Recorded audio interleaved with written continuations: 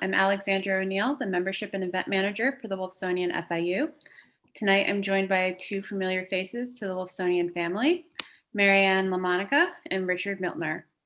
Marianne Lamonica is the Program Director of the Humanities Edge program at Florida International University, a leader in the field of nonprofit arts management and curatorial affairs. She has served as Associate Gallery Director and Chief Curator at Bard Graduate Center, New York City, Associate Director for Curatorial Affairs and Education at the Wolfsonian FIU, and Assistant Curator of Decorative Arts at the Brooklyn Museum. She has published and taught courses on 20th century decorative arts, design history, and curatorial practice. She currently serves as president of the Board of Trustees of the Association of Art Museum Curators and AAMC Foundation. Richard Miltner is the chief designer at the Wolfsonian FIU. He is responsible for the overall design, planning, development, and implementation of the display of the museum's collection of over 180,000 objects. Miltner has designed and installed more than 75 exhibitions organized by the Wolfsonian and other national and international museums. As we'll see tonight, Miltner's exhibition design is distinguished by an individual and distinctive approach to each exhibition, in which the content drives the design and the design reinforces the curatorial narrative. His exhibition designs have received numerous awards, including an Environmental Design Award from the American Institute of Graphic Arts and the Presidential Award for Achievement and Excellence from Florida International University. He holds a Master of Fine Arts degree from Cranbrook Academy of Art in Bloomfield Hills, Michigan. Tonight, Richard and Marianne will take us through past exhibitions and reminisce about their collaborative process that helped bring their curatorial narratives to life.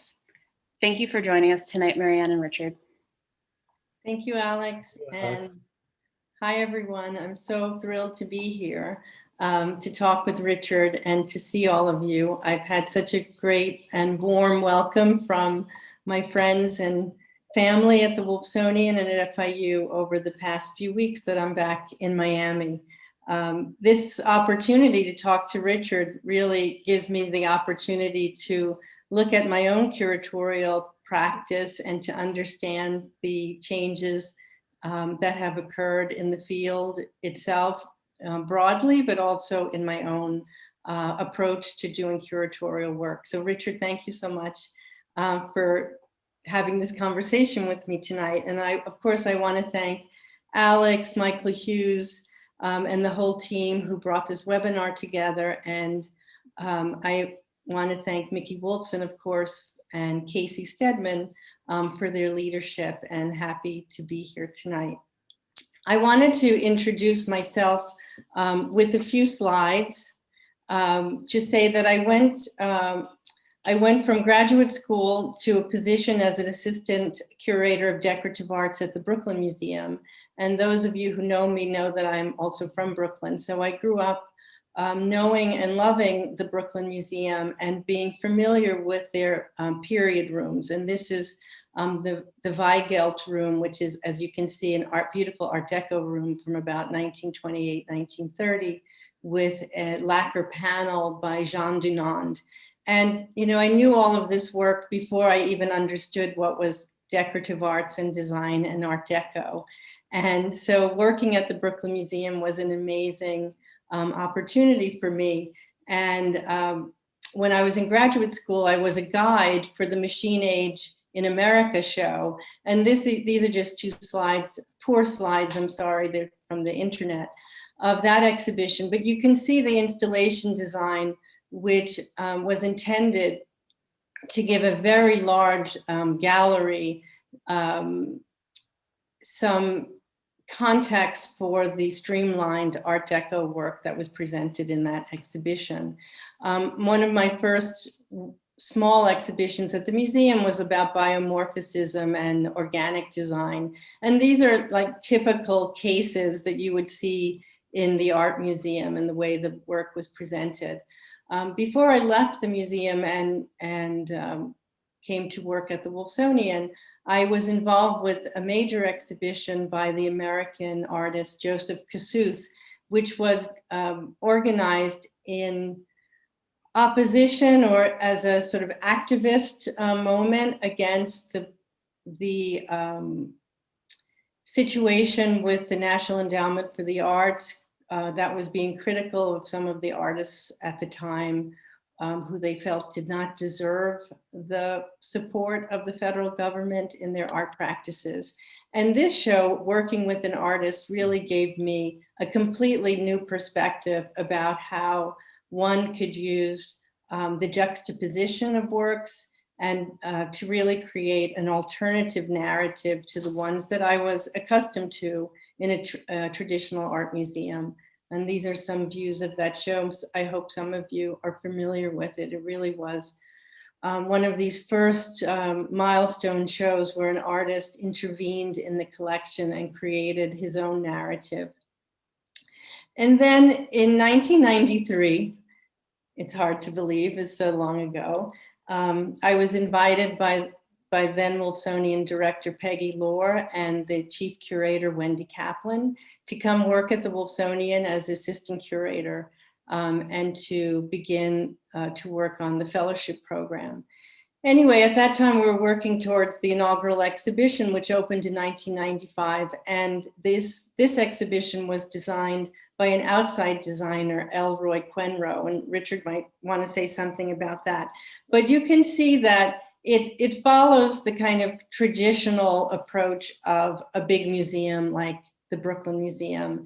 And I think it was important for us at that time to take a collection that was still in private hands, was relatively unknown, although it had some notoriety because of the propaganda in the collection that you see on the slide. And to present it in this rather conservative, traditional way, to give it was both a context for the design, but also really to raise this private collection up to the level of familiar and I guess, what do I want to say? That it was more traditional kind of museum and that people would find it familiar to them in its approach, because in fact, it's housed in this old Miami Beach storage warehouse. And so taking that approach was really important. And that's kind of where, I began in terms of working with Richard. Once this show left the Wolfsonian, we started on a program that is under the direction of Wendy Kaplan to present works from the Wolfsonian collection in these smaller, more focused exhibitions. And so we wanted to first begin with this exhibition, Pioneers of Modern Graphic Design. Since you're members and board members, you know that the Wolfsonian has an amazing collection of graphic design. And so it really attracted me as well to want to present this group of items, objects, and to sort of make this the first of a series of exhibitions that would follow, which we knew would follow over the years of more specific, focused aspects of the collection. So this was to lay the foundational groundwork. And so we took a very broad approach. It presented both well-known makers and images that might have been familiar to the public, but also many unknowns. And to sort of bring that story of change over time to the general public. And these are three installation shots, and I'll bring Richard into this conversation because, of course, he had been working at the Wolfsonian well before I arrived and came to know the collection in a very intimate way. So Richard, in thinking about the graphics, what would you say about this show? I just want to back up a little bit, but and to say hello to everybody and welcome. But Marianne, I'm so happy you're back in South Florida. Thank you. And, this is so much fun looking back. Certainly, we were very much younger then. It's kind of look back. It's fun to look back at these things because even in doing it, we realized that the digital formats that we have today weren't available. So getting the images and tracking down information was certainly a lot harder of the past. So it's been kind of fun to unearth all these things that have happened in the prior years. But in regards to this show, in the big sweep of looking at graphic design, as Marianne described, I was really interested in what I thought many people didn't realize, and that's, and I still often utilize that perspective of the viewer who may not know the subject deeply. So that certainly was me at the time. And what I learned was posters had a very utilitarian purpose, and what in museums we now frame and put on the walls had a much more practical purpose, and that was advertising. So one goal of the design for this particular show was to place the poster in its correct context.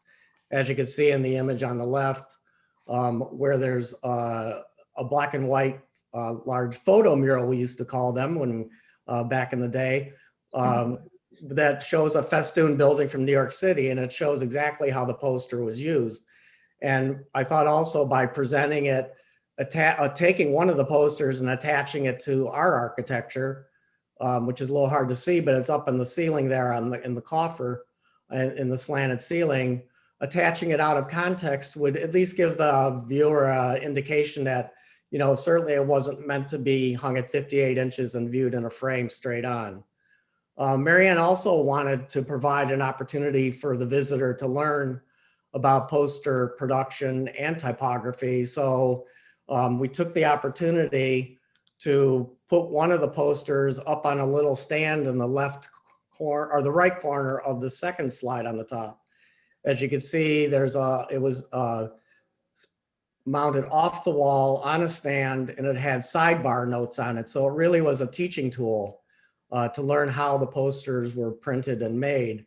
And I was fascinated by the paintings at the Isabella Gardner Museum in Boston, where Mrs. Gardner had also taken paintings and put them on easels with a chair in front of them. And I thought that was so clever back then, and I wanted to make some kind of nod to that use. And then also the super graphics in the small red room provided a space for us really to explore how typography is really practically used. So this was a very early exhibition right off of our opening. So things are much more different than when Elroy was working on the floors below. And what I learned there was certainly the tools, but I was terrified and so glad that Peggy realized, even though she had a lot of confidence in me, I think they all realized I wasn't the one to design that first inaugural exhibition. So I was happy to learn what I did, and then we moved on from there. I just want to add something when you mentioned the typographic room and the work that's on the easel, that one of the challenges that we had with the Wolfsonian collection is that I always wanted to make the story of design history, the design context, the techniques and strategies of design, the main story. And working from a historical collection, we were often sort of confronted with this trap, I would say, of having to deal with the historical and not wanting to be a history museum, but wanting always to bring the design aspect to life. And actually working with Richard, and over the years, as you know, those of you who know his work know, that the emphasis on the installation design, the exhibition design, that the Wolfsonian from the very beginning until today has kept up, that how important it is to make each individual show have its own character is so important. And not all museums do it, as you know. And I think you'll see that more. We can talk about it when we talk about some of the shows that we have taken from other museums and then had to make them our own. So another great show, which is timely, I guess, for today, is the show that we did on public works murals. The Wolfsonian has an extraordinary collection of mural studies that were done for the Treasury Department during the Works Progress Administration under FDR. And in doing the research, these are some of the studies. In doing the research for the show, I had gone I guess I went up to Washington, D.C. To do research at the National Archives, and was able to see a lot of photographs of how these mural studies were presented during the competitions to the jurors. And these these murals had juries that were comprised of both people from the federal government, but also from the community at large. So that they could discuss if the imagery was appropriate for that particular place. And then in presenting the show, Richard took some of the characteristics of these very small, often they were pretty much the same size, these works, and then took that like to another level. So Richard, I don't know if you want me to stay on this slide or go forward to another. We could go to the next image, I think. Yeah. So this is the entry to the show. I was really interested in the negative space created by the process of the mural being painted on site and in the studies themselves. The walls of our galleries were painted in a two-tone scheme to show this effect, not so evident in these photographs, but it was a little subtle. A heavy carpenter's pencil was used to delineate the border between the two colors. The rail was inspired by an image of a room from a federal office where the competitions were judged. This also gave us the ability to present the mural more as a working artifact and not a framed object. And also it was great for the budget. You know, this was always a concern, dealing with sort of trying to do these shows with the least amount of not repeating the sort of the Elroy Quenroe model, but keeping the budget low and being a little bit creative to know that we had to continue on year after year doing numerous shows. Also on that blue wall, you'll see these portraits, which were from a study that was done for a mural at Rikers Island. And I was curious about trying to place these things in a surface that it might not just look like frame or stretchers on the wall. So we made the drywall flat and sunk these things into it so they really read flat with the surface. And drywall will become a really interesting thing throughout my early career at the Wolfsonian, because I think all of us there were really young, really naive, and sometimes really, really naive about what we could accomplish. And just the drywall alone became quite a chore for us, but we got to be pretty good at it after a while. And some other images of the installation. So I just want to go back. So as Richard was saying, this rail was directly quoted from a photograph that we found, although as Richard was saying, because of technology, we didn't have a digital image of it and we couldn't find it for today's lecture. So it's probably hidden away in someone's file folder at the Wolfsonian. This is an example of a show that we took from another institution. This exhibition from the New York World's Fair in 1939 was, the material was taken from the Museum of the City of New York, and it was through Wendy Kaplan's intervention that we took these drawings. And we were then able to add works from the Wolfsonian collection to enrich the show so that it was not only a two-dimensional exhibition. And I'm going to actually ask Richard to speak about the design, because really the work that was both in the show and our own collection at the Wolfsonian really gave great direction to the installation design. I mean, sometimes you didn't have to look very far for inspiration on a number of these shows, and this was one of them. These are 3 postcards of the fair, and I was really struck by 3 things. One was the circular layout of the entire fairground with the Trilon and Perisphere at the center. The second was the exuberant architecture of the pavilions that what I saw was intensifying the placement and scale of the visitor often. Which really led to this exaltation of being at the fair. And then use of this newfangled colored fluorescent lighting, I thought was fascinating, that back then it was such a new thing and really they went crazy with it. and it really enhanced the atmosphere of the fair at night. So Marianne, if you could go to the next image, you sort of see where these things are coming together. You have my sort of interpretive entry based on the GM pavilion. The Trilon and Perisphere, which is in the background, is actually sitting in a circular space. And then of course, those walls created light wells where we had our quite now antiquated system of track and gels behind the walls, uplighting the ceiling to mimic some of that fluorescent effect. Here you see it. And what I loved about it was, again, this idea that these are architectural photographs. I mean, they're landscapes, they're, illustrations. And by doing this architectural intervention, by creating the walls, these dynamic shapes, it really, sometimes you don't really have to understand the artwork because you're actually immersed in the context. And that's the kind of beauty of Richard's work, that I always think when I'm curating, what are one or two things you want people to leave knowing? Because no one is going to leave knowing all of the things that you put into it from a curatorial perspective.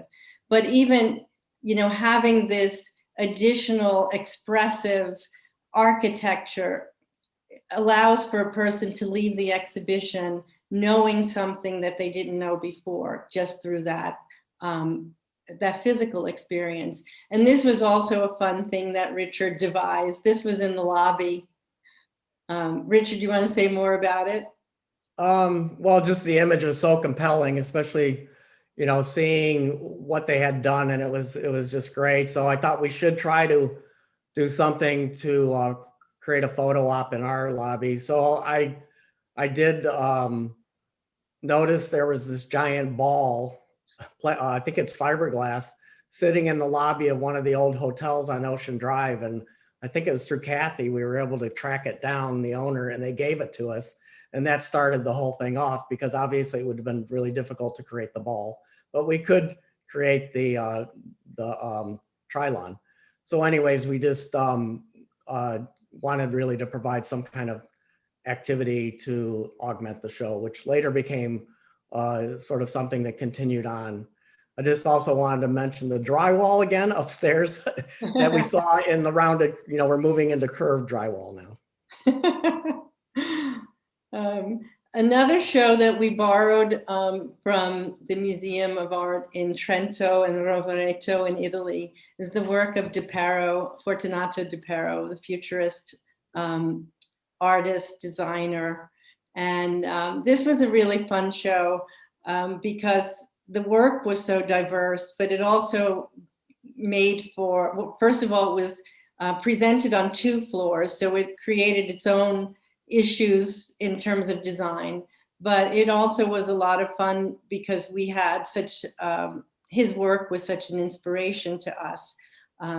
And so I'm looking at the far right of this slide. You can see this beautiful graphic, which is taken, the shape and the way the typography was done was taken directly from the De Pero, his own book, which you see here now on the right.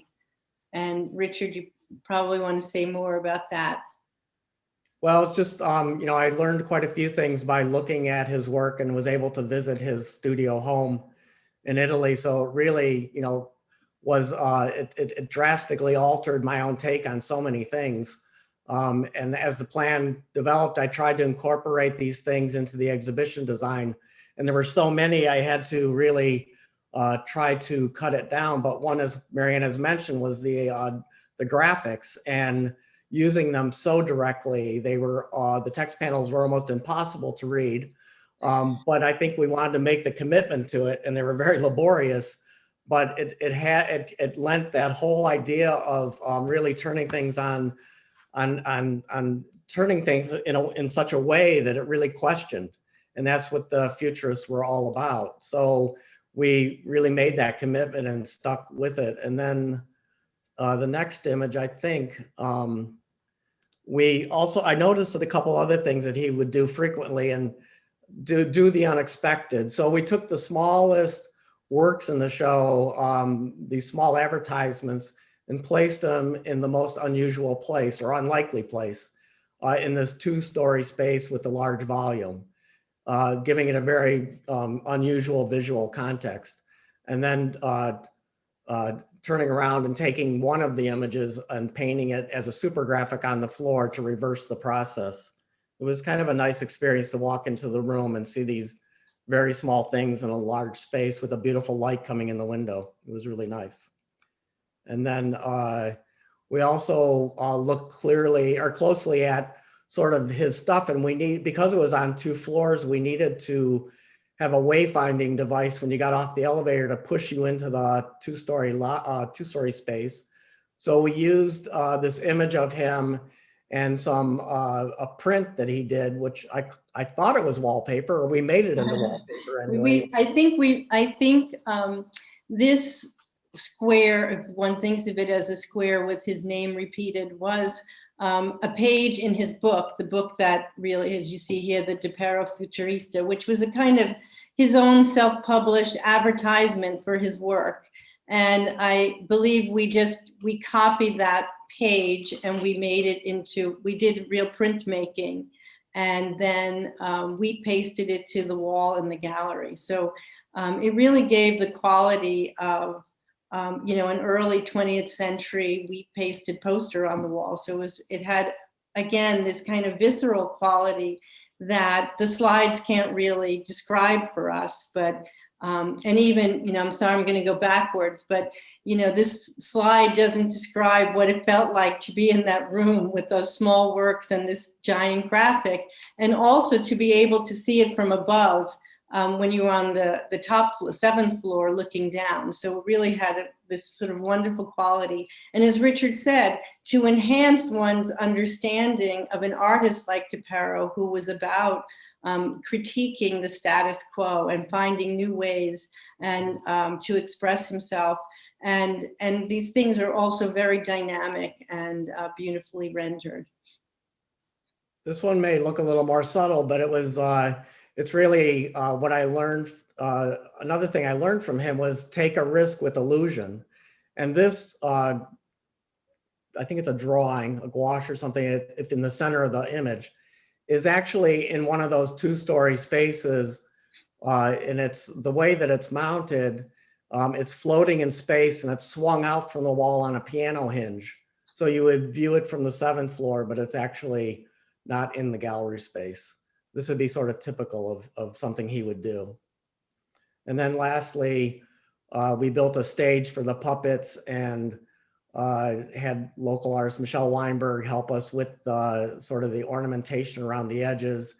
And then as you see in the end, though it drove the security guards into a state of confusion, we mounted a few of the works radically crooked, as De Pero was known to do. Yeah, that was wonderful. I'm sure we had to get a few people on board with that before we opened the show, Richard. And Michelle's design was beautifully rendered. It created this kind of mise en scène for the puppets.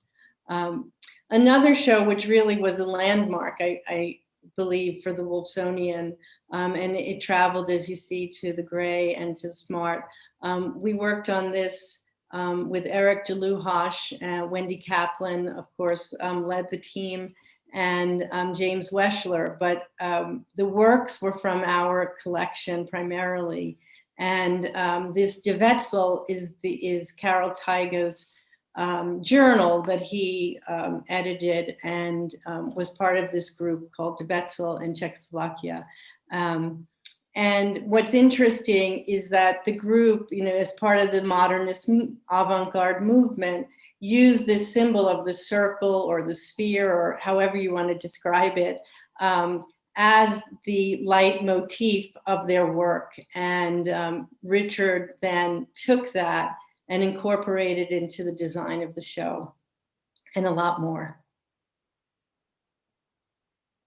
Yeah, I think the circle, as you'll see, is a repeating motif. But the irony is that when I went to look at what was going to be in the show. It was on a very small table in the library.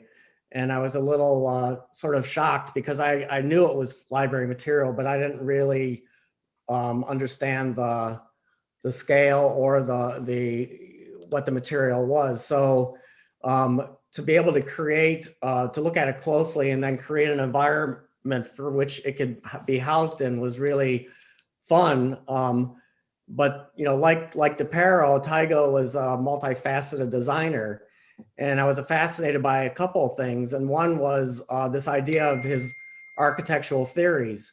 And from what I understand, he truly, he'd never really built anything. Is that true, Marianne? That's true. He was more of a theoretical designer than an architect. So between the graphics, he, this theory created this very important book where this floor plan was laid out about sort of utopian living. And there was a lot of discussion that this thing needed to take carry a lot of weight in the show. And a lot was discussed about having a model built. And I kept thinking, oh my God, another small thing to look at amongst all these small books. So we changed the plan and decided to build this full scale, which actually it's 3/4 scale, but to build this room that would be the gallery and you'd walk through it on your way to the next section. So we built this replica of the room. We just had that drawing to work with, and we extrapolated it into a plan where we could make it in-house out of plastic, and then it could be packed up and shipped to the next venue. So this is a polystyrene room, I guess, basically you would call it, but it had a nice feeling because you could actually walk on the floor plan and feel like you're in the book. Right. And just to say, for those, I'm sorry, in thinking about Tyga's work and the importance of his work, so this treatise, this presentation is called The Minimum Dwelling. So this is after the First World War, when there was a housing crisis, and trying to figure out how they would house, the population. And this was proposed as the minimum requirements for a single unit. And then you would live in a large building which would have shared other amenities, almost as we are living today, even in high luxury apartments now, where they have community, rooms for entertainment, TV, food services and all of that. So this was really foreshadowing, but this was done out of crisis after the First World War. And I think we borrowed these extraordinary collages that Tyga did when he went into exile during the period of his life when, and so Richard, actually, it's a beautiful way you treated this. Now I understand better why. Yeah, I think what it's showing is you don't come to that round room and be able to enter it until the very end of the show. So the first view you get of it is while you're passing by it on the exterior. And we very meticulously and purposefully left it unfinished to sort of this nod to him never building anything, that it was the process of building it, not a completed thing. And then obviously the circular motif returns and is included in the seating in the room also. And to say those collages are really very dark and personal in terms of Tyga's own life, and having them presented in this circular room in black with black walls was really, so striking and powerful. And it also brought the tenor, the temperature down. It's like it forced you to have a one-on-one communication with these works, which was again a really important physical experience to have in the space. Print Power and Persuasion, again, is sort of building on this idea of pioneers of modern graphic design, that the Wolfsonian has an extraordinary collection of graphics. And the German graphics were particularly interesting because we could actually show the whole sweep from the early works of the beginning of the 20th century, end of the 19th, beginning of the 20th century, with the arts and crafts movement, moving into commercial, the rise of commercial advertising, and then ending, within the period of the Wolfsonians collection with the Nazi period. And Richard used as inspiration for the design of the photograph on the right, which is a storefront of the AEG, which is the German electrical works.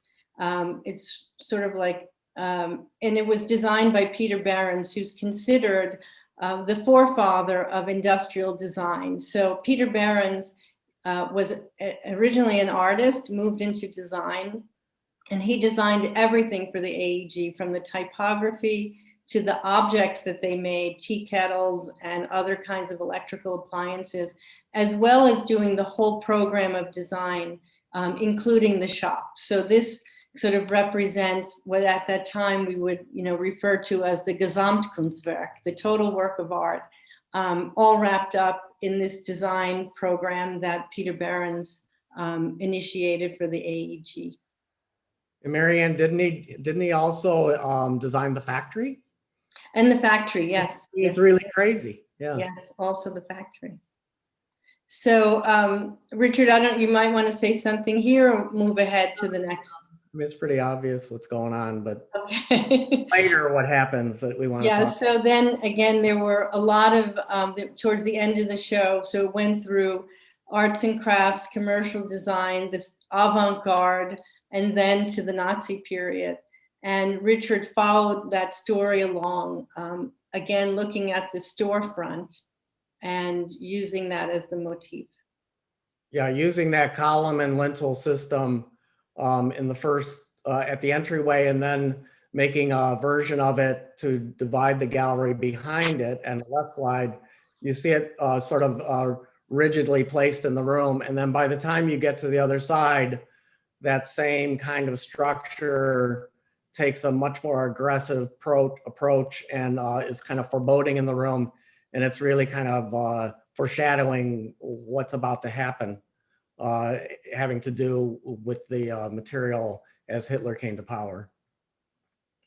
Yeah, that was a beautiful design. And really, again, I keep using these words, but it is the sort of physical, there was like, you felt it physically when you were in the gallery, which is so important. Richard, I'm afraid we're gonna run out of time. So I'm gonna just go quickly through Aluminum by Design, which is again a show organized outside of the Wolfsonian by the Carnegie Museum of Art in Pittsburgh, but we added some work to it. It took a sort of cultural approach to this new material that was invented in the 19th century and presented the work from the most precious when aluminum was really a precious material because of it was so rare and used in, say, a military helmet like this, to it becoming a ubiquitous material, cheap and recyclable today. So Richard approached this in a very different way than other shows. This was a really big show, and it got to go all over the place as far as style and design because of the chronology. But just to briefly mention why I'm showing this image at the beginning of the show is, this is when aluminum was first invented and very, very valuable.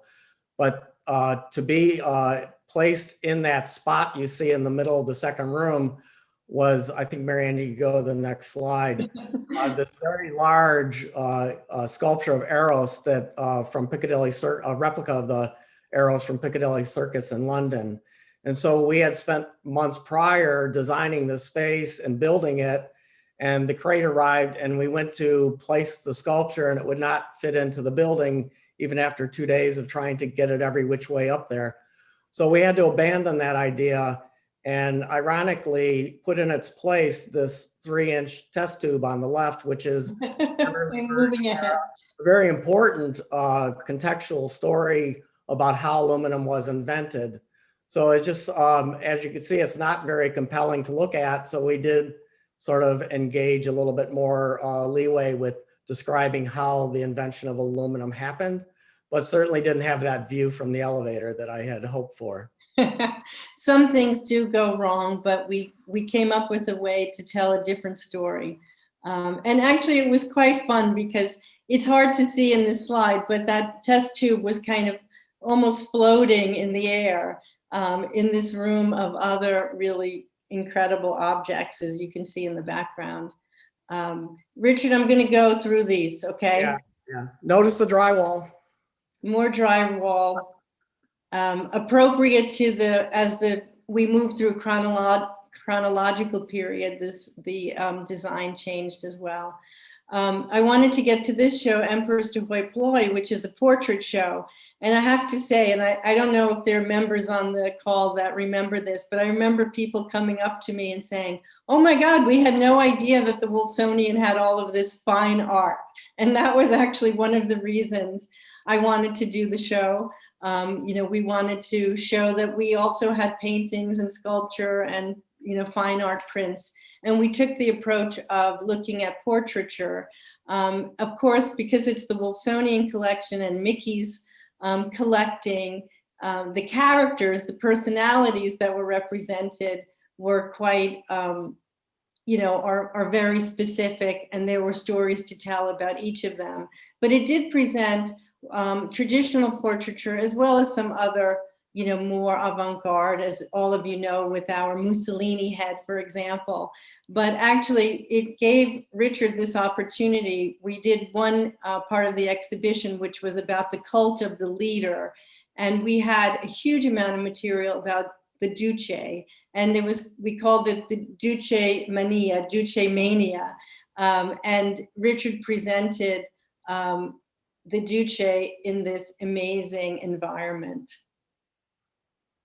Well, I was an altar boy, so I took liberties with, all that I had learned before. And obviously Mussolini was there, and across from him was Stalin and Hitler and FDR looming over. And it was quite an exciting space. But just quickly to go back about the colors of the walls in the show, I had recently been to the Getty, had opened in LA, and I tongue in cheek, basically just ripped off their colors because I thought, well, we too have fine art, so I'm just going to do it.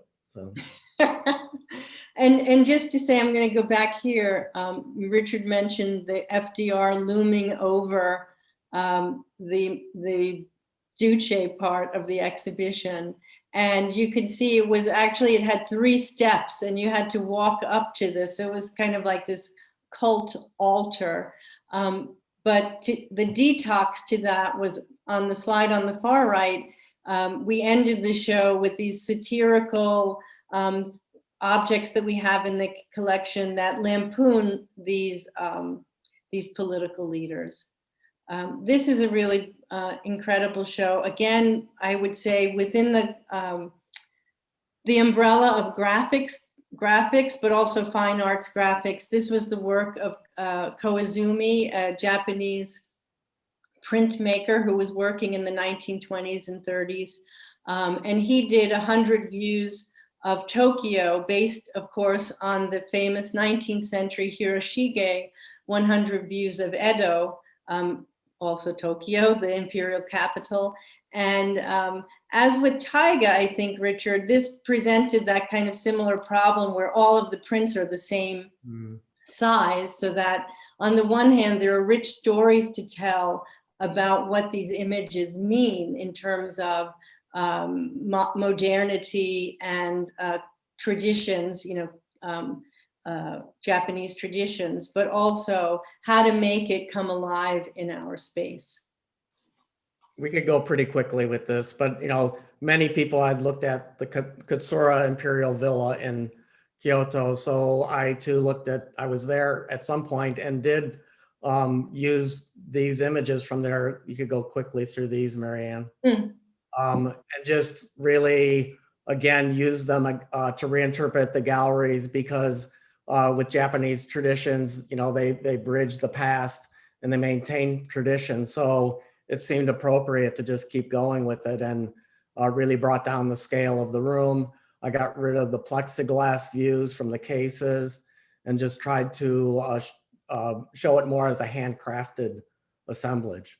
Even the bench we made a little big to make you feel smaller in the room. That was just incredible. It was so beautiful, this show. I should also call out several of these shows, including this one, really came about with the support of our longtime board member, Fred Scharf, and his wife, Jean Scharf, who were instrumental in several of these shows. So it's important for our board to know about the collections and know the kinds of things we're interested in. This is also, I guess I could mention Fred Scharf here as well. Fred was a trustee of the Museum of Fine Arts, Boston, and he suggested this show to us, a Vorticis prints, the British prints from the teens and 20s by members of the school of the Grosvenor School of Art, which was established in 1925 by British printmakers Cyril Powers, Paul Nash, and others. And you can see that they were influenced by futurism and the dynamism of modernity. And these are wonderful prints by Edward Wadsworth, which they're camouflage prints, so it's referencing the First World War, again, another big aspect of the Wolfsonians collection. And Richard did an amazing installation. I think the goal here was to create a very static sort of format for these very kinetic kind of images to be on, so it would enhance the prints themselves. And then also I was really interested in this idea of sort of the obscuring the view and camouflage. So that's how this appeared. There was about 100 pylons, and doing a drawing, we filled it all in, and then in the drawing removed pylons out of the drawing to create spaces for the visitors to circulate. The way I always, I'm going to go back once. I thought about this always as the prints are so dynamic, but they're static, right? And they're all, again, similar sizes. And what Richard allowed us to do was, as a viewer, to be the dynamic aspect of the show. So we had to physically move through the space and understand that dynamism, again, embodied in our own experience, which was amazing. This is really amazing, Richard. But in 2016, many years later, at the Met Breuer, or the Old Whitney, you could tell by the ceiling, there was a Diane Arbus show, and they used this. So I suppose, what do they say? Imitation is the sincerest form of flattery. I guess someday we may find out who did this installation. Again, this was a wonderful show. Also want to call out one of our board members, Henry Hacker, who also gave a huge collection of AIDS related posters, health posters to the collection. This was a show that was organized, and we took it to the Wolfsonian.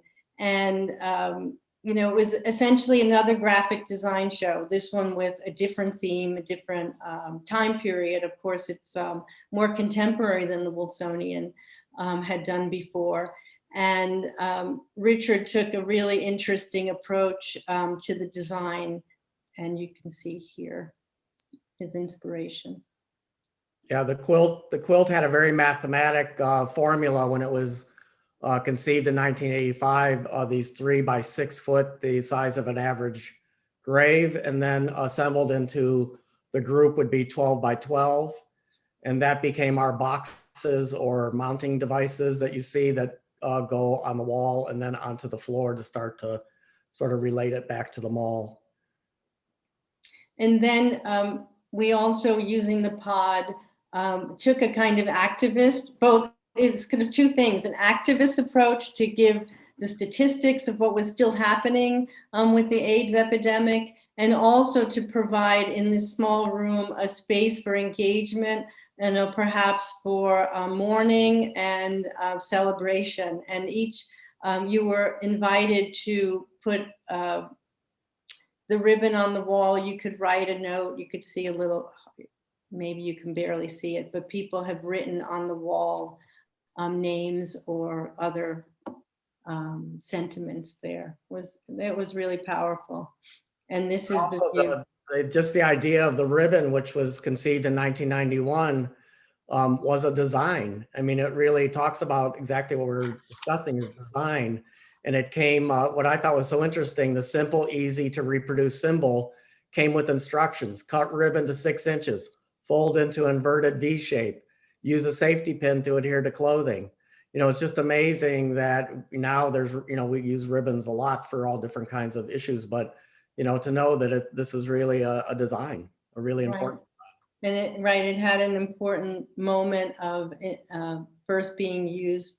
I'm gonna just show a few slides because I wanted to end on Esther Shalev-Gertz describing labor, which was actually the last show I worked on for the Wolfsonian, and I had already gone by the time it opened, and Matthew Abbas brought the show to its fruition. And this was really an incredible journey for me. Again, I showed the Joseph Kasuth exhibition at Brooklyn when I first started my career. And really it took all that time until 2012 for me to work hand in hand with an artist again. And Esther was extraordinary to work with. There's Esther with Richard, Steve, and Kim. And she did an incredible project, but I just wanted to say that in the design of the show and Richard working with another artist, he took such a beautiful minimalist approach to allow Esther's voice, Esther's vision to come through. Richard, I don't know what you would like to say about this. Well, notice the not so much on the drywall, because Esther was so intent on her vision and so meticulous. It really taught me a whole nother way of looking at things, so much so that I was petrified to make the title wall. So really what the title wall is I went over and measured the entrance going into the other room, took the depth, the height, and the width, and just built a box, and we simply put the graphic on it. But also, if you just look at the light pattern on the floor, I mean, she was totally drove us crazy, but it was great. It was really a great experience to, you know, work with somebody coming into your space and then trying to have a dialogue with them. And it really was a very fulfilling experience. Thank you, Richard. Richard, I think I'm going to stop here and just to say that actually working with you, you know, with your artistry, with your vision was really a privilege.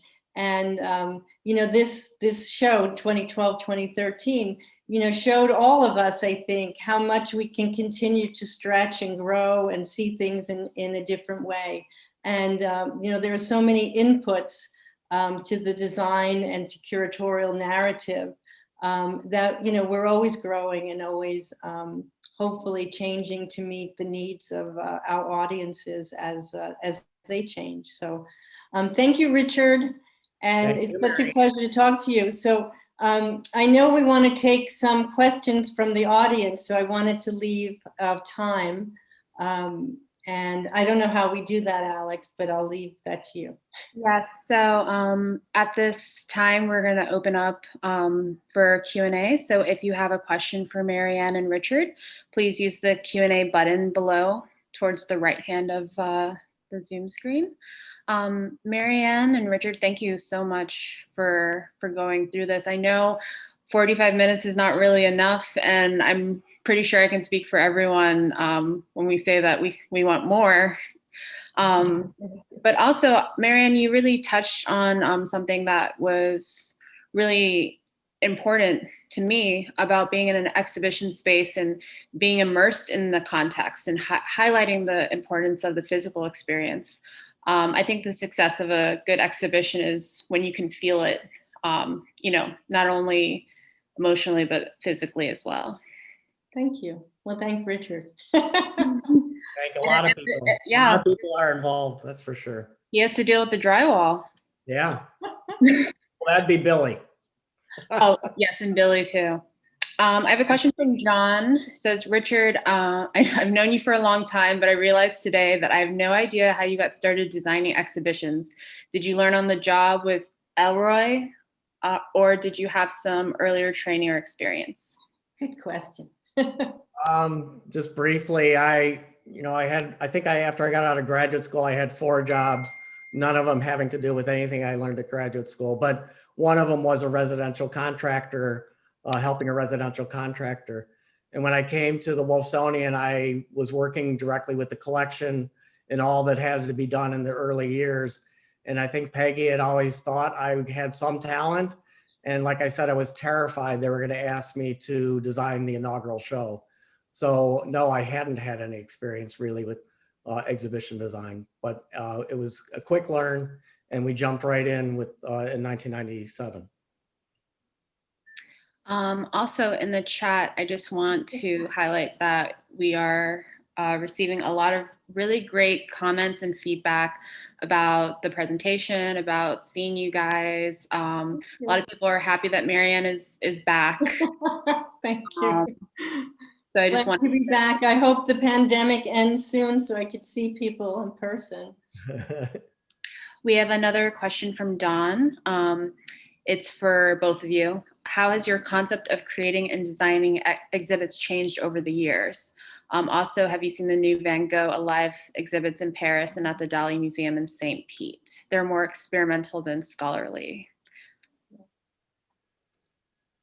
Well, I'll speak just from curatorially. I mean, I think, you know, any way to engage the public in understanding creative expression is fun and good and positive, right? I don't think it's the same practice that I do or that Richard does within the confines of the museum. But I mean, I think absolutely people love those experiences, and I think they're important, and they lead people, you know, we were all afraid with the internet and digital images and putting the Wolfsonian's collection online that it would mean people wouldn't go to the museums, and what we found over the years is that it's created more impetus, more a need for people to come to see the real work of art. And so I think those kinds of experiences do the same. Richard, what do you think as a designer? I think obviously technology has so rapidly changed, and it allows the visitor to participate on a whole nother level very quickly, very effectively, and very technically. So that's obviously something that's gonna continue on and be more and more integrated into spaces. I think it'll be the beauty of the balance of trying to get people to look directly at the object, but also be able to do the technological wonders that are happening now and more in the future. It'll be that balance of trying to fulfill all the same emotional things that we've strived for. It just will be different. And I think that's really great. We have one last question from Patrick. He says, the reference to Miss Gardner made me realize an absence this evening. The reference to the unique point of view of our founder, whose gaze I don't know if that's snakes or sneaks through everything we've seen, or am I wrong? Oh, it's absolutely true. And, you know, one of the things that is sort of the parallel to Elroy, which was, you know, came out of the National Gallery, there was Mickey.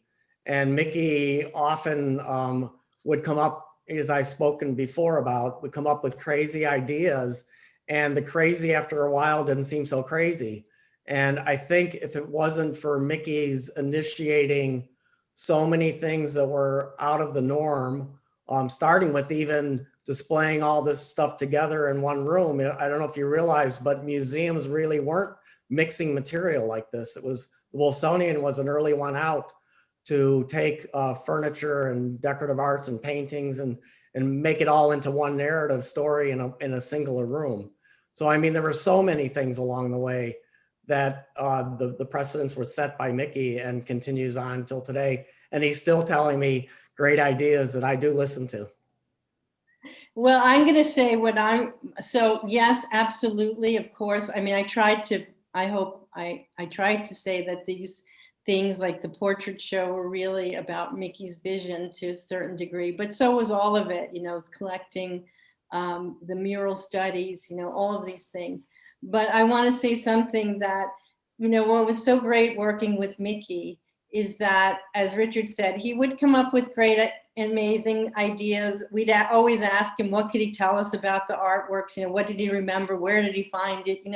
Just to get all that texture to understanding. And, sometimes it was just like crazy stories. And, and sometimes it was stuff that you thought, wow, we should try that. And as Richard said, we would take it to heart. And I think I mentioned, the board members, I mentioned a few names, but, there were so many people who made it possible for us to keep design at the forefront of the Wolfsonian in terms of presenting the exhibition, so that Richard is able to continue to do this kind of high quality work.